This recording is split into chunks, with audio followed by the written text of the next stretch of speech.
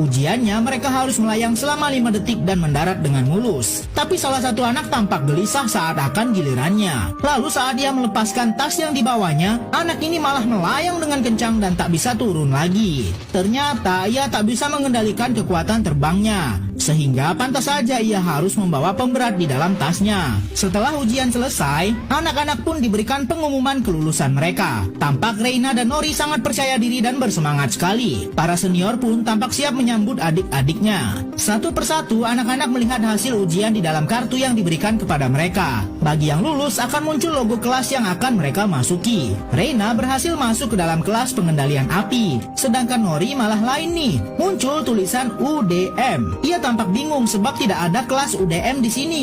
Saat mereka akan bubar dan mengambil seragam, Nori dihentikan kepala sekolah dan ia harus berpisah dengan sahabat baiknya. Ternyata Nori harus masuk ke dalam kelas buangan guys, yang dimana di sana berkumpul dengan anak-anak lain yang tidak bisa mengendalikan kekuatannya, atau dengan kata lain yang gagal dalam ujian. Wah, padahal Nori sudah sangat percaya diri nih. Di sekolah sihir, anak-anak harus terus mengasah kekuatan sihir mereka. Dan kali ini di kelas pengendalian api, mereka harus mengendalikan panas dari tangan mereka dan membuat sebuah popcorn yang sempurna. Tapi sepertinya Reina masih belum terlalu mahir untuk mengendalikan kekuatannya, sehingga popcorn itu malah jadi gosong. Sementara itu ada juga siswa yang masuk ke dalam kelas buangan. Bukannya belajar sihir, mereka malah harus bersih-bersih di sekolah. Lalu saat Nori sedang menyapu, ia tak sengaja melewati kelas perubahan wujud yang dimana sebenarnya itu kelas yang dia inginkan. Namun ia gagal saat ujian masuk ke dalam kelas itu.